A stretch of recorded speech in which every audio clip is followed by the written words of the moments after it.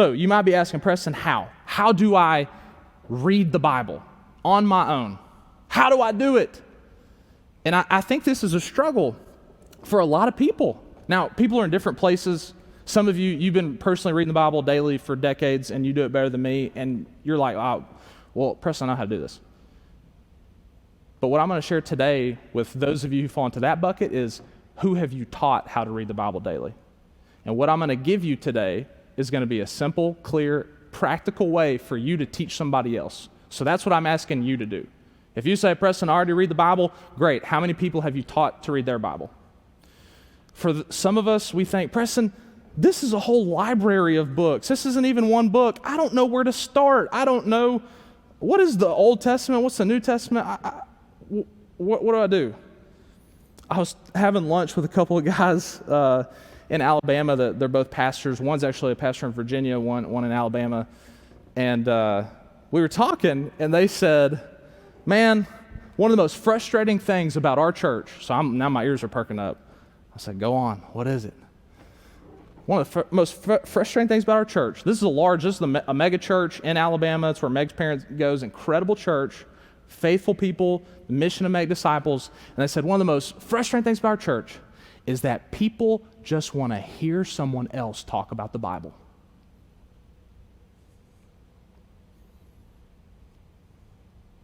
People just want to hear someone get up on a stage, like me right now, and talk about the Bible. And then what do they want? They're more committed to this than we are as New Life in a way. I'm jokingly saying this. Then they want to go to Bible class. And then they want to have a teacher stand up and give another 40-minute lecture from the Bible. They said that's one of the biggest problems in our church, is that people, they don't desire the pure milk of the Word for themselves. They don't have such a craving that they say, yes, I want to hear somebody preach the Word. Yes, I want to hear somebody teach the Word. And I want to get alone with God every single morning. And I want the God of the universe to speak to me through His Word. I want to know how to personally read the Bible for myself. And so here's two things that you can do. If you're taking notes, if you're not taking notes, please take notes. But if you're taking notes, here's the first thing. Have a plan. And again, I think you should pull out your phone. I think you should pull out your journal, piece of paper, something to write this down. It's on the app as well. If you're watching online, please take notes on this as well, because some of you need to teach your kids how to read the Bible. Some of you need to teach a life group, the people in your group, how to read the Bible. Some of you need to teach your coworkers how to read the Bible. You might not think you need to know this or write this down. Trust me, you're not going to remember it. Write it down. So the first thing is have a plan.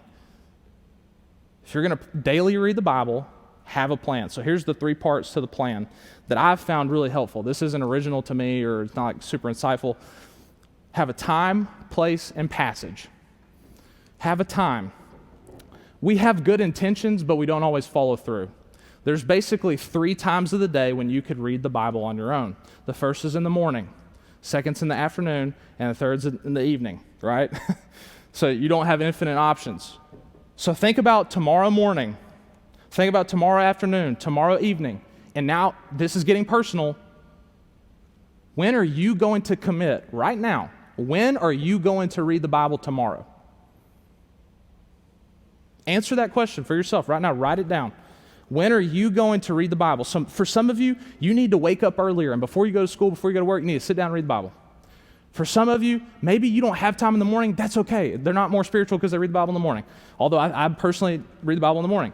Maybe for you, it's you don't have any time, and you got to sit down as you're eating lunch, and you can't talk to other people, and you got to read the Bible as you're eating your lunch. Maybe for some of you, you're in school, and when you get home from school, as soon as school's over, instead of throwing your backpack down and jumping on video games, maybe you need to throw your backpack down, grab something to drink, grab an oatmeal cream pie, whatever your snack of choice is, and you need to sit down and you just read. Boom. 10 minutes, 15 minutes. Boom. Then go play video games. For some of you, none of that's going to work, and you just barely crawl into bed at the end of the day, and you pull out that Bible from the nightstand, and you just got to read right before you fall asleep, and you might even fall asleep as you're reading, and that's okay. But when are you going to read the Bible? The second thing is a place. And the more concrete you can picture this, the more likely you are to do it.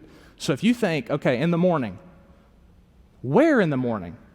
Well, for me, I go to the same table and the same chair if I'm at home every single morning. I don't complicate it. I'm going to go to the coffee table. I'm going to go to the chair, sit down. I'm going to have my coffee cup. I'm going to have my journal with me. I'm going to have a pen, and I'm going to have this Bible, and I'm going to sit down and read.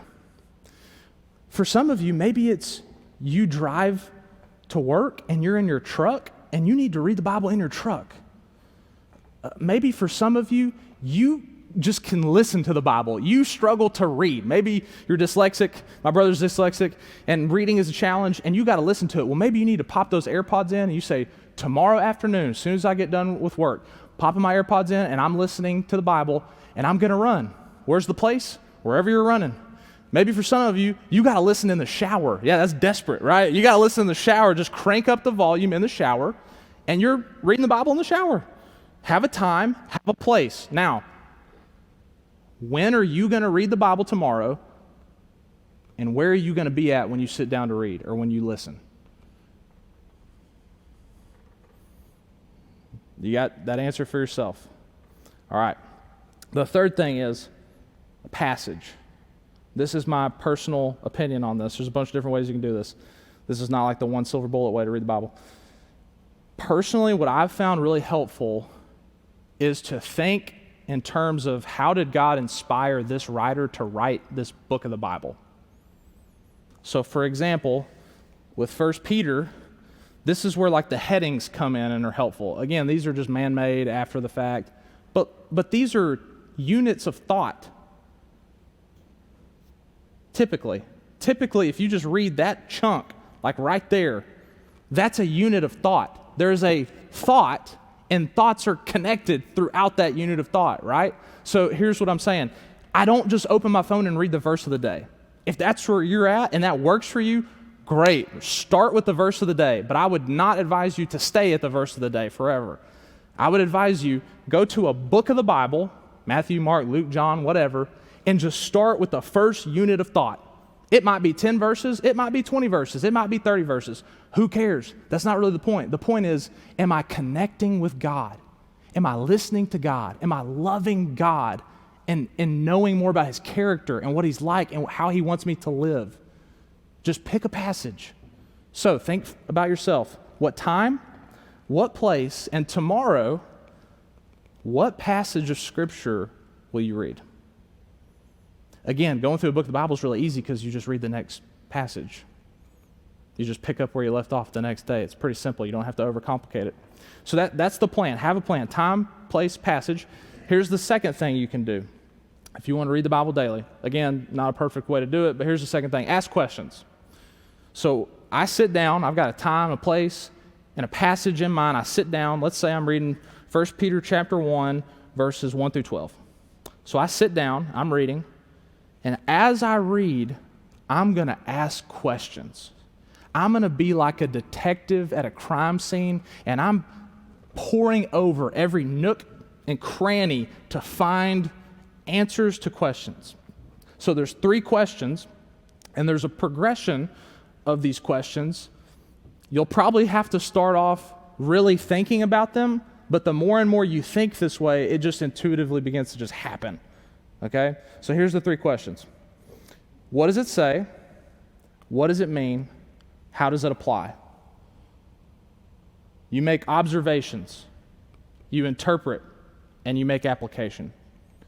Every single time you read the Bible, you should make observations, you should interpret certain words and phrases for their meaning, and you should make an application of what did these people say, what did they do, what did they desire, how can I live that out in my own life? So here's how you do it practically. As I'm reading this passage, first question, what does it say? Now, I'm cheating, there's actually more questions. I now just drop into more questions. And this is really complicated. You probably never thought of these questions before. Who, what, when, where, why, how, if you want to get crazy. Just the basic questions. Who's in this passage? What did they do? What did they say? Why did they say that? Did you notice that even as I was teaching through this, I even did that? I would say something and say, well, why that? It tells you, right? So you try to make as many observations. You're just getting the facts. You're not saying, what did that mean? You're not saying, how am I going to live it? You're not saying, how do I feel? You're just saying, who's in this? What did they say? Where were they when it happened, right? The second question is, what does it mean? Now, this is, of the three, I think the hardest one. Because you kind of, and again, you should start small, but I'm going to kind of just real quick give you a couple things. Number one, you kind of have to have the whole Bible in mind. So that makes it difficult. Because you have to take what you think it means in this one passage and then run it through your mind of, does that check with the rest of the Bible, what I know to be true?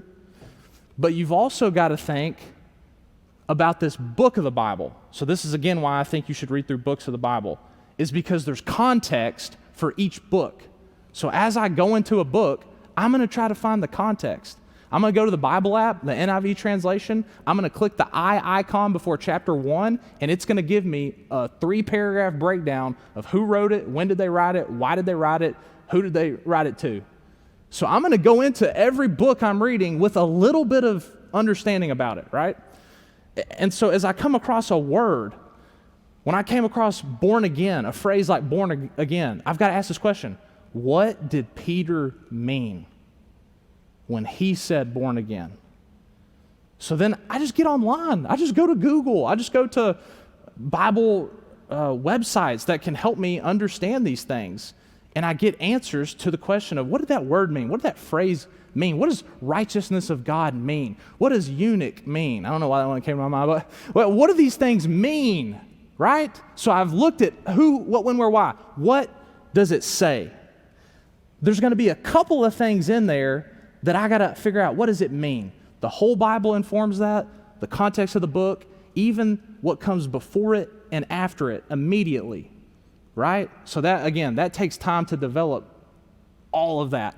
Just start small with what you can. The last thing is, how does it apply? How does it apply? So I'm thinking through my head, my heart, my hands. How do I need to think like this? What needs to change about my thinking? Well, the passage we just read, I might be thinking, oh, I'm good. I'm a Christian. I'm good. No, I need to grow up into my salvation. That's what I need to think. My heart, well, I kind of desire what other people have. I kind of like talking about other people when they're not around. No, you know what? I'm not going to desire that anymore. I'm going to desire the pure milk of God's word. That's my heart. That's a desire change. And then an action. What action needs to change? Maybe I go from, I just read the Bible on Sunday when the preacher's talking about it, to I'm going to read the Bible 4 or more days a week. I'm going to consistently and regularly read the Bible for myself. So I'm thinking through my head, my heart, my hands. What needs to practically be done?